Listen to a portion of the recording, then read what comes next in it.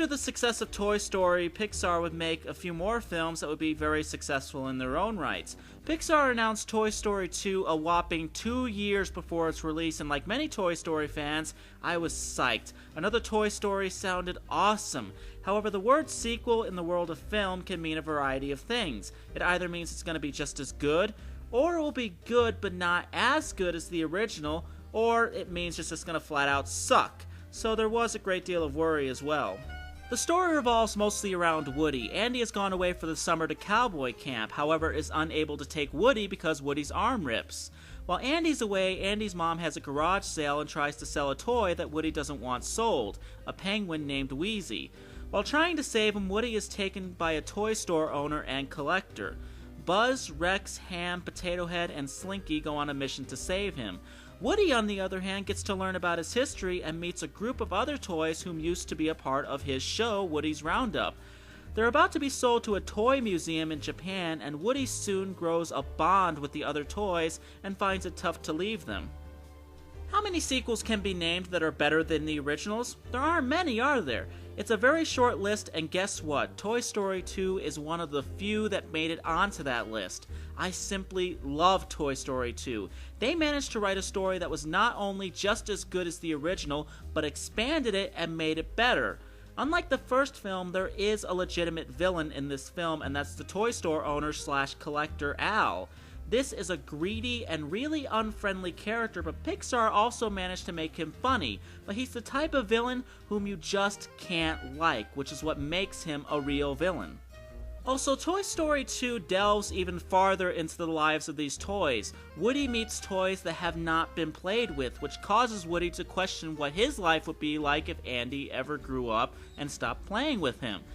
The film hits a dramatic note that had really yet to be seen in animated films up to that point. Seeing the character Jessie's past with her former owner Emily, and seeing the bitterness and anger of the prospector towards the climax of the film really took animated films to a dramatic level that was never really explored before, and Pixar really made it work. They hit that perfect dramatic note without going overboard. However, just like the first film, Toy Story 2 is absolutely hilarious. There is not a joke that doesn't work in this film. They even made an old cliché joke work in the film, and that's the "I'm your father" scene from Star Wars Empire Strikes Back. That damn joke has been parodied thousands of times before this, and has been parodied after it as well, and yet they managed to make it just as funny, if not funnier, than the rest. That takes true talent. Acting-wise, Toy Story 2 is just as good, if not better, than the first Toy Story. The returning cast is great, and the new additions are just as good. Wayne Knight is just perfect as Al, Kelsey Grammer is great as the prospector, and Joan Cusack shines as Jessie.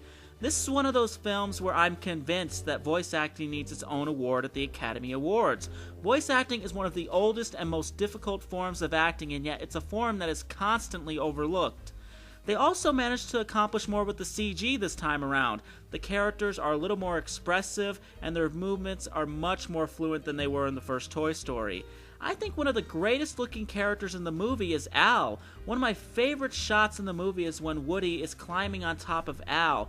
Al looks so incredibly realistic that you forget that he's actually a CG character. So overall, Toy Story is everything that the first Toy Story was and more. Pixar managed to make a sequel that managed to top their efforts in the first film, and that's one hell of an accomplishment. Toy Story 2, the game, took a different approach with the gameplay than the first Toy Story game, completely abandoning the side-scrolling gameplay of the first game and going for a third-person 3D environment. This is the PS1 version of Toy Story 2, and there really is no reason to take a look at the other versions because they're pretty much the same gameplay-wise. The game consists of 15 levels, and all levels are meant to recall environments that are visited in the movie, and there are some that they simply make up to extend the gameplay of the game.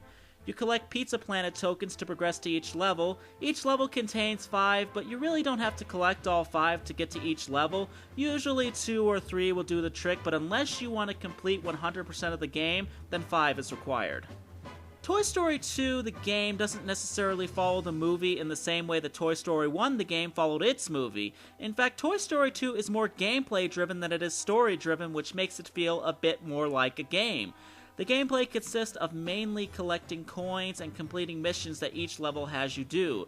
There is a mini-boss in each level, but all differ in difficulty.